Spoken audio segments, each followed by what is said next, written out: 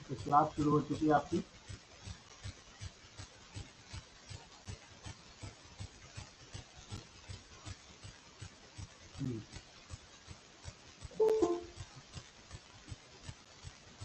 आज की डेट है 15।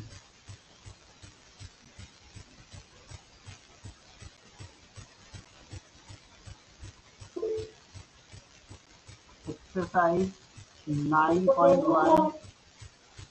गुड मॉर्निंग बेटा। सभी अपने बुक में देखेंगे question number 7।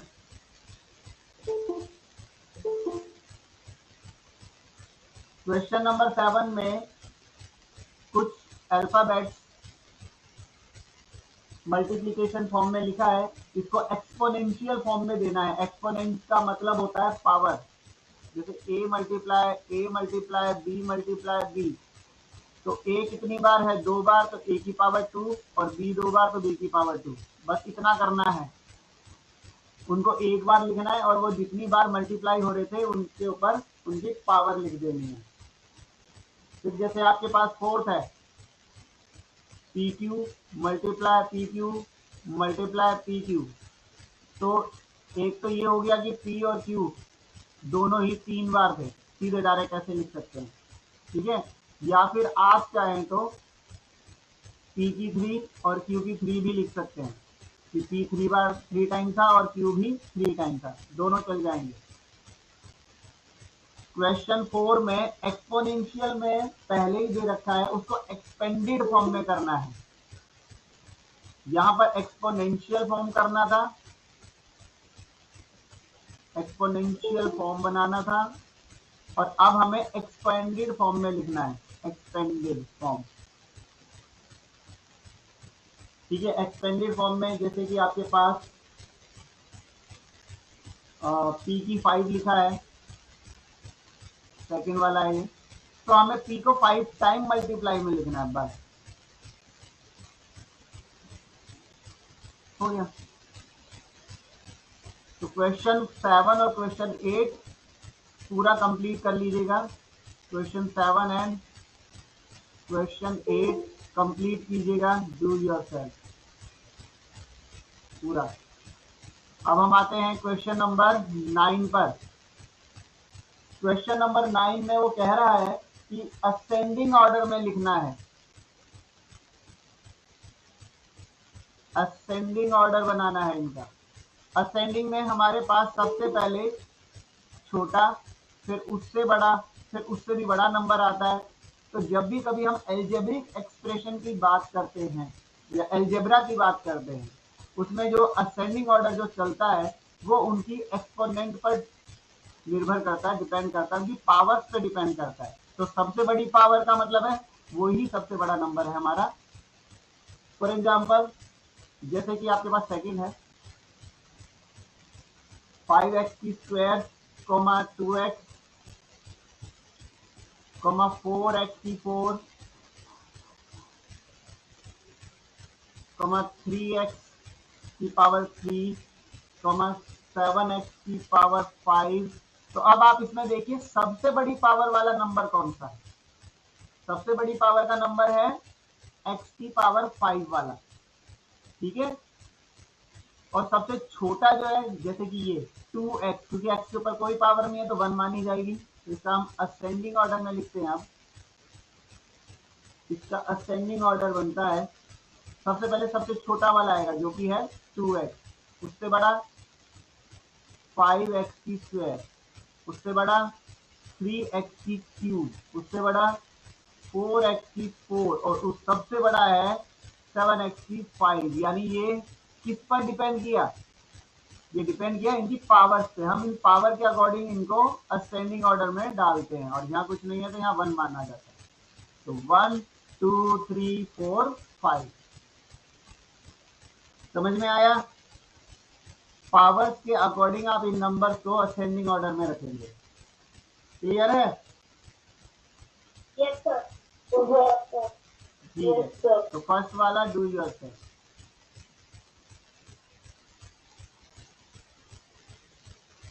Question number 10, convert the following into algebraic expression. इन्होंने अब कुछ स्टेटमेंट दी हैं, उन्हें एल्जेब्रिक एक्सप्रेशंस में कन्वर्ट करना है। देखते हैं।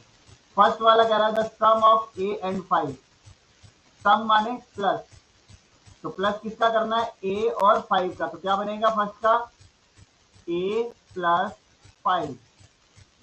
The sum of A and plus A and 5, A और प्लस 5। सेकेंड वाला P is added to Q, P को ऐड किया जाता है Q के साथ, तो ये हो जाएगा Q प्लस P, या फिर आप ऐसे भी लिख सकते हैं इसको, P प्लस Q भी लिख सकते हैं, ऐड में चल जाएगा। Third one, the difference between x and 9 when x is greater than 9। अब डिफरेंस की बात करते हैं, डिफरेंस में हमें सब्ट्रैक्ट करना होता है। तो सब्ट्रैक्ट करना है तो हम हमेशा बड़े वाले में से छोटे वाले में से, बड़े वाले में से छोटे को माइनस करेंगे, और x और 9 में x बड़ा है, x माइनस 9 लिखेंगे, ये है डिफरेंस। फिर difference between x and y, जिसमें x is less than y बोला है, क्योंकि x जो है y से छोटा है, तो डिफरेंस जब हम इसका फाइंड करेंगे, डिफरेंस जब हम फाइंड करेंगे तो हम बड़े में से छोटे को माइनस करते हैं, तो बड़ा तो y है, तो y माइनस x लिखेंगे। फिफ्थ वाला जो है इसका, b इज मल्टीप्लाइड बाय 50। अब 50 को मल्टीप्लाई किया b से, तो क्या बन जाएगा, 50b। जब कोई नंबर और अल्फाबेट के बीच में कोई निशान ना हो तो वहां मल्टीप्लाई माना जाता है। Six part, product of A and B, product का मतलब भी मल्टीप्लाई होता है, तो ए और बी का product A B. 7, z is divided by 10, यानी z को डिवाइड कर रहे हैं 10 से, तो या तो ऐसे लिखो, या फिर आप सीधा z डिवाइड बाय 10 ऐसे भी लिख सकते हो, ठीक है। 8 पार्ट, 18 इज डिवाइडेड बाय 8, यानी 18 को डिवाइड करेगा a, ऐसे लिखो, या फिर 18 डिवाइड बाय a, ये भी चल जाएगा। 9 पार्ट, 6 times a is added to 3 times b। तो पहले तो हम लिखते हैं जैसे कि 6 टाइम्स a, 6 टाइम्स a का मतलब है 6 मल्टीप्लाई a, इसका मतलब है 6a। फिर बोला 3 times b, 3 times b means 3 multiply b, मतलब 3b। और आपको बोला गया था कि इन्हें ऐड करना है, लिखा है ना, 6 times a is added to 3 times b, 3 times b, 3 times b में ऐड करना है किसको, 6 टाइम्स a, तो इसको आप ऐसे लिख सकते हैं 6a प्लस 3b भी लिख सकते हैं, या फिर 3b प्लस 6a भी लिख सकते हैं, यानी ऐसे भी लिख सकते हैं। And then 10th part, 3 is subtracted from y। तो जब भी फ्रॉम y की बात करें, यानी फ्रॉम के बाद वाला ही आगे लिखना है, जब भी सब्ट्रैक्ट की बात होता है तो y माइनस 3 लिखना पड़ेगा, ठीक है। नाउ अब हम बात करेंगे क्वेश्चन नंबर 11 में कोफिशिएंट्स की। कोफिशिएंट्स देखते हुए,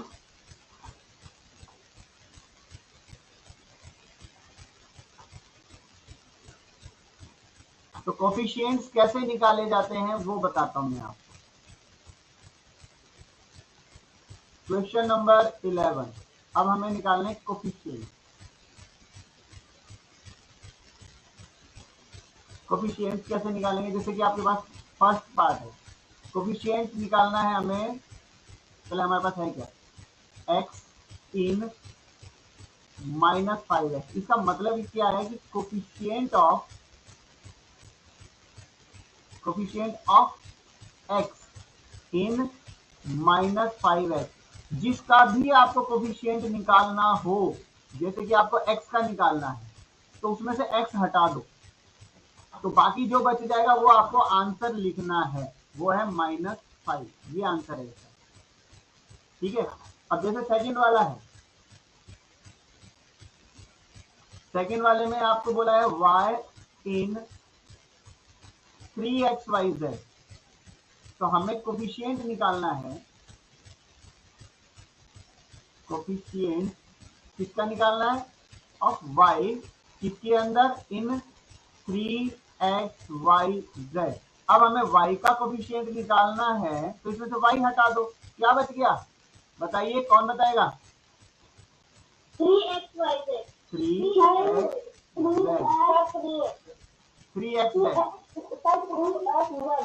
हाँ जी, उसके बाद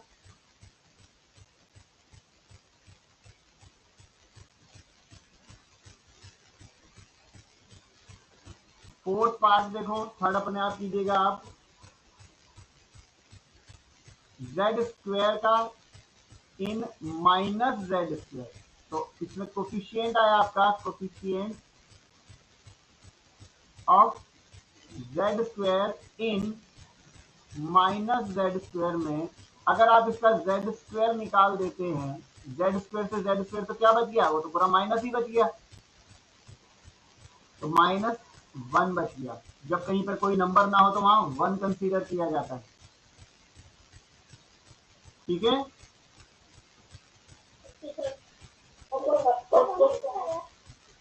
क्या हुआ, यहाँ पर कोई नंबर तो है नहीं, जैसे कि आप x के आगे 3 देख रहे हैं, यहाँ x के आगे 5 देख रहे हैं, इसके आगे तो कोई नंबर ही नहीं है।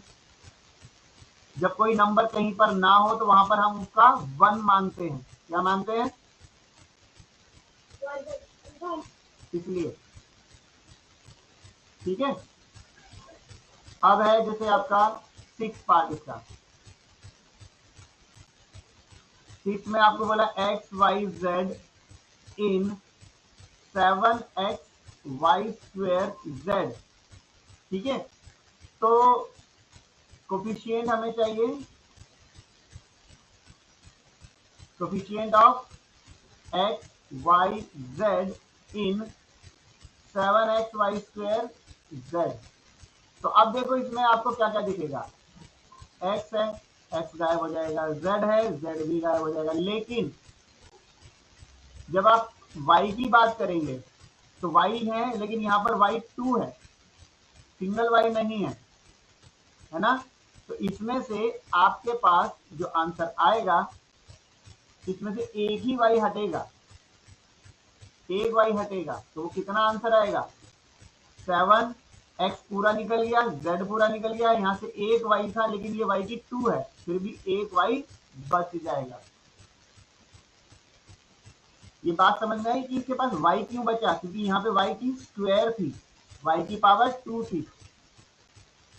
ठीक है, और यहाँ पर अकेला था ये y, तो हमें तो एक ही y निकालना है, और y की 2 में से एक y निकाल देंगे तो एक y अभी भी बचेगा। क्लियर,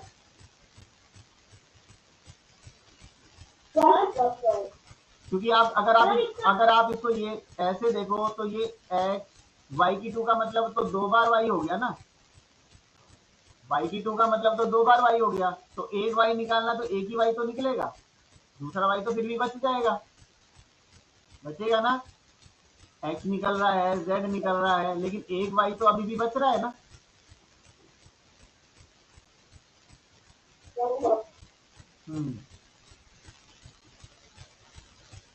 तो अब इसके जितने बच गए हैं, कौन कौन से बच गए, थर्ड बच गया, फिफ्थ बच गया, थर्ड, फिफ्थ, सिक्स बता दिया, 7, 8 और 9, 7, 8,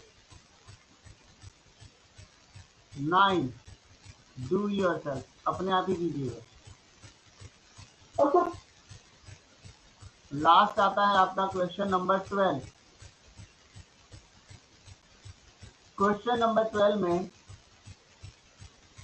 राइट द कोफिशिएंट ऑफ, अब इनके फिर कोफिशिएंट भी लिख रहे हैं, तो यहाँ पर एक्चुअली में यहाँ पर है, मैं लिख रहा हूँ right the numerical coefficient, numerical coefficient.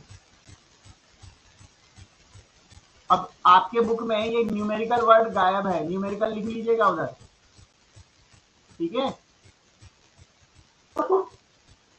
ये न्यूमेरिकल कोफिशिएंट क्या होता है वो बताता हूँ। जैसे कि फर्स्ट वाला है, इसके बाद -x, y, z है। न्यूमेरिकल कोफिशिएंट्स में हम करते क्या है, वेरिएबल्स यूज नहीं देखते, वेरिएबल को छोड़ देते हैं। तो इसका जो न्यूमेरिकल कोफिशिएंट बनेगा,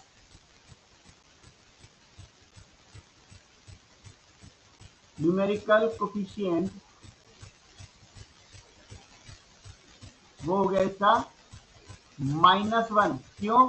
x हटा दो, y हटा दो, z हटा दो, तो ये माइनस बच रहा है और माइनस के पास कोई नंबर नहीं है, तो उसके साथ हम -1 लेंगे। चलिए और अच्छे से समझ में आएगा, दिखाता हूँ। सेकेंड वाला देखिए,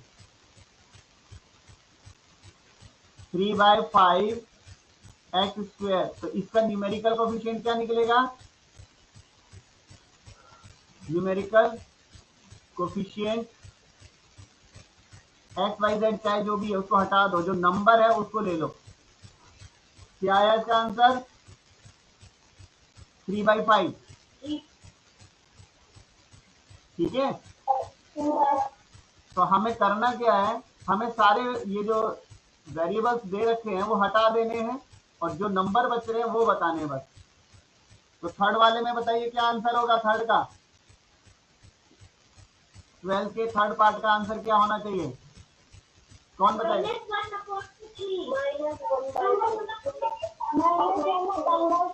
वेरी गुड। और फोर्थ का, फोर्थ का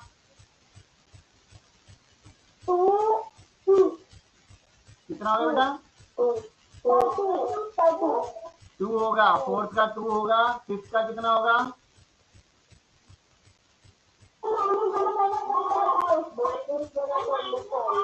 हाँ जी, -1/5। तो लास्ट और सिक्स वाले का क्या होगा? 7। तो डू योरसेल्फ, खुद ही कर लीजिए। हो गया, आपने तो कर ही लिया। एक्सरसाइज कंप्लीट हो गई हमारी, ठीक है। अब रह गया है हमारा 9.2 के स्टार्टिंग करते हैं थोड़ी सी, क्योंकि टाइम अभी हमारे पास बहुत है। अभी तो हमारे को 20 मिनट भी नहीं क्लास ली है, तो टाइम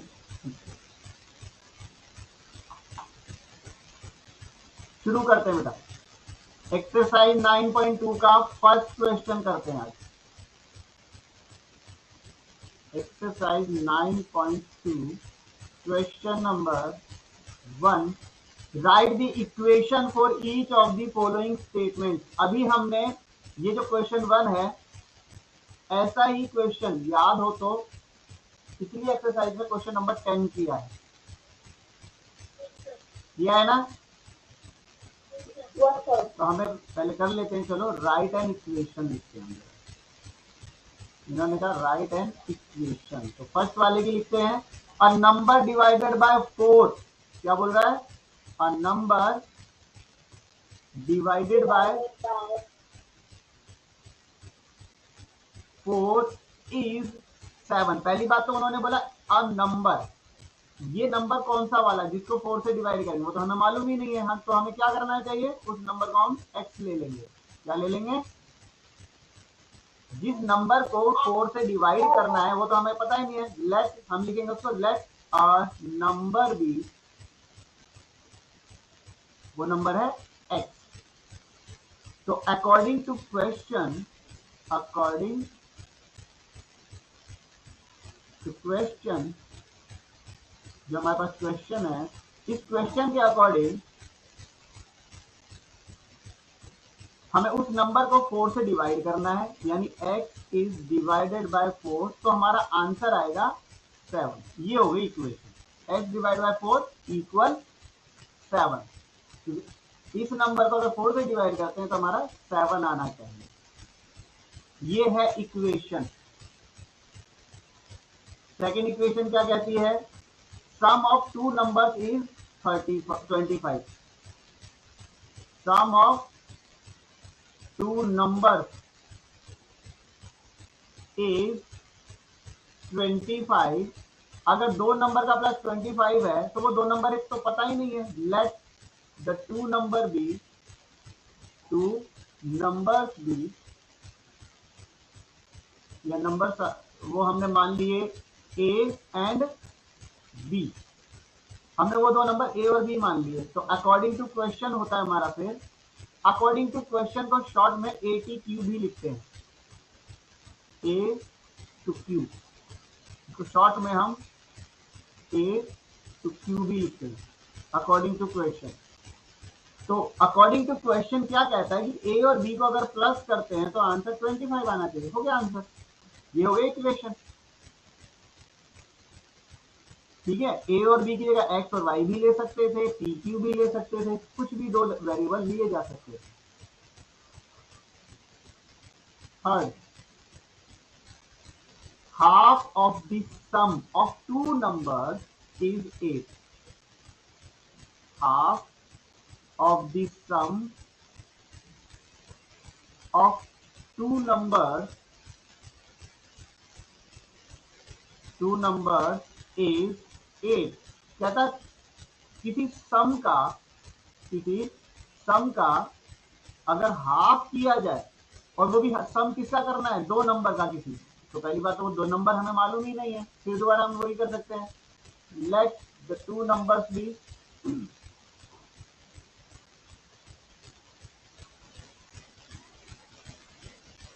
एक्स एंड वाई मान लेते हैं, चलो अपनी बात। और अकॉर्डिंग टू क्वेश्चन ये कहना चाहता है, अकॉर्डिंग टू क्वेश्चन, कि इनको अगर प्लस किया जाए यानी इनका सम किया जाए और फिर उसको 2 से डिवाइड करना। 2 से डिवाइड का मतलब क्या होता है? हाफ करना। यानी जो इनका सम किया है उसको 2 से डिवाइड करोगे यानी हाफ करोगे, तब जाके आपके पास आंसर आएगा 8। Half of the sum of two number, तो दो नंबर का ये प्लस है, उसको हमने 2 से डिवाइड करके हाफ कर रहे हैं और फिर हमारा आंसर 8 आना चाहिए। Then fourth one is a number multiplied by itself is 12 more than the number. A number multiplied by itself is 12 more than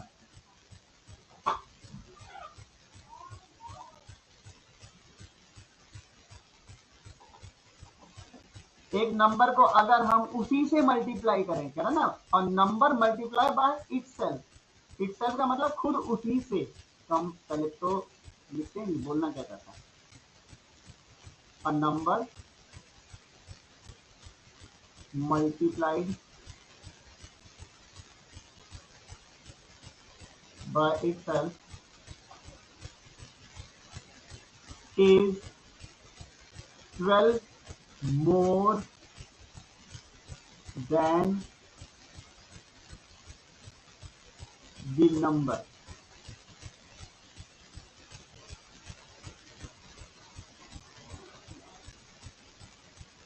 मतलब पहली बात तो वो नंबर हमें मालूम ही नहीं है, तो हम पहले उस नंबर को कुछ लेट करेंगे। लेट द नंबर बी, वो नंबर है x। अगर इस अकॉर्डिंग टू क्वेश्चन बोलना है पहले हमें, A to Q according to question, कि इस नंबर को इसी से अगर हम मल्टीप्लाई करते हैं, इसी नंबर को x से ही मल्टीप्लाई करते हैं, तो ये अपने ही x से 12 बड़ा हो जाता है। 12 मोर देन द नंबर। तो इसमें यानी कि अगर x को x से मल्टीप्लाई करते हैं तो ये खुद अपने ही नंबर में 12 ऐड करने के बाद बराबर में बनेगा। तो ये है आपके पास x को x से इंटू करने पर तो x की पावर 2 हो जाएगा, बराबर x प्लस 12 एक इक्वेशन बन के ये आंसर आएगा। तो इस प्रकार से इसकी इक्वेशन बनी।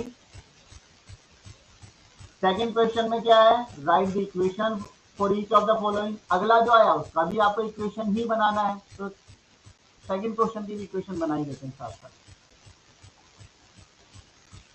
Question number 2, write an equation.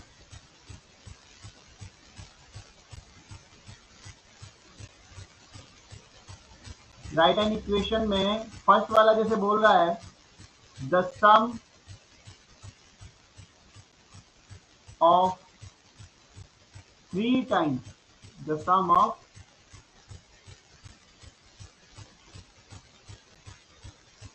3 times x and 8 is 17, यानी खुद बोला है इसने 3 टाइम्स x का पहले 3 टाइम्स करना पड़ेगा और फिर सम भी लेना है हमें किसका, 3 टाइम्स x आने के बाद उसके साथ 8 को प्लस भी करना है, फिर जाके 17 आएगा। तो हमारे पास अकॉर्डिंग टू क्वेश्चन बनता है x का 3 टाइम यानी कि 3 मल्टीप्लाई x, उसमें 8 को प्लस करेंगे तब जाके हमारा आंसर 17 बनेगा। तो हो गया 3x प्लस 8 इक्वल 17। ठीक है,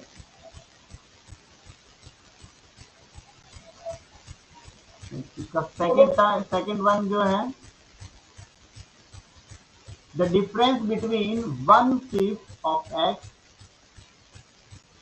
the difference between 1/5 of x and 1/10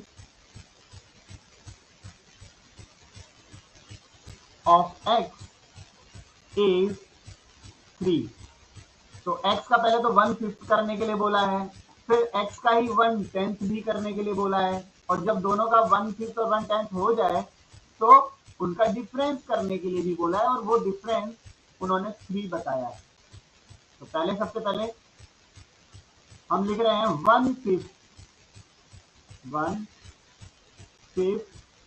of x का 1/5 कितना होगा, x का 1/5 है 1/5 ऑफ x, और ऑफ आपको बता दूं ऑफ मल्टीप्लाई होता है, तो 1 को x से मल्टीप्लाई करोगे तो x बन जा x/5 बनेगा। तो 1/10 of x equals to 1/10 of x, तो ये भी बनेगा x/10। अब आप मुझे ये बताइए x/5 बड़ा है या x/10 बड़ा है, कौन बताएगा?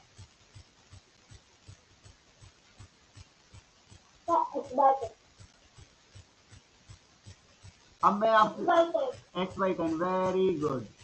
ये एक सर्कल है, ये भी एक सर्कल है, ठीक है, उतना ही बड़ा सर्कल है, इसको यही मानो कि उतना ही बड़ा सर्कल, तो इसे नहीं बना दोबारा बना।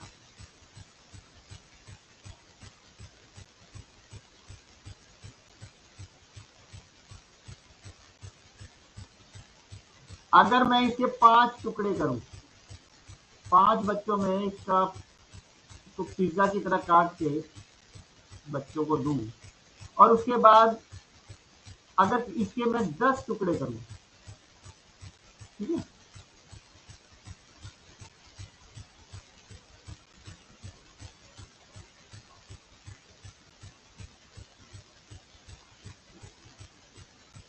ये कितने टुकड़े हो गए, ये 10 टुकड़े हैं।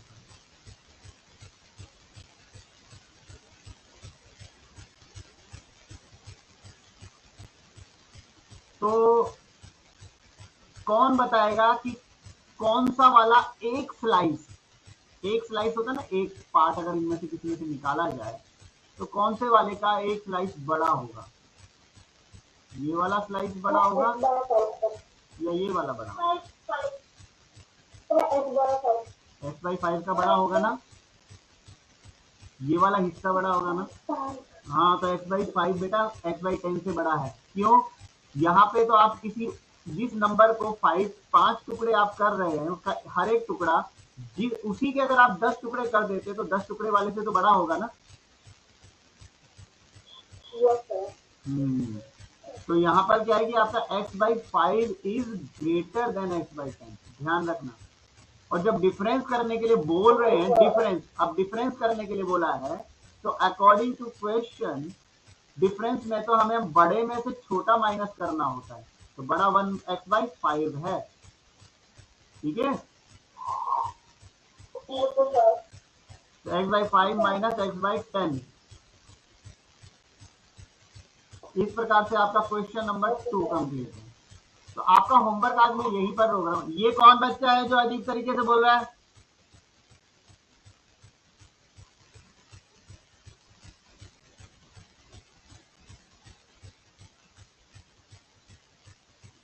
क्लास चलिए बेटा, मजाक नहीं चल रहा है।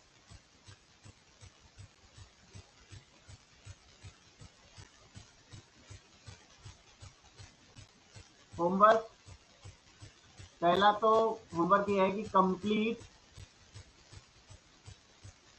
एक्सरसाइज 9.1 इन फेयर नोटबुक।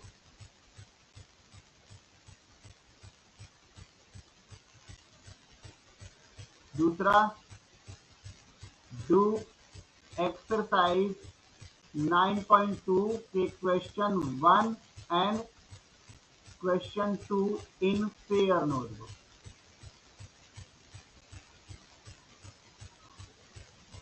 ठीक है, ये 2 होमवर्क हैं आपके आज के। इन्हें कंप्लीट करके कॉपी में रखिएगा। जब स्कूल ओपन होंगे दोबारा नेक्स्ट मंडे से, तो आपकी नोटबुक चेक की जाएगी।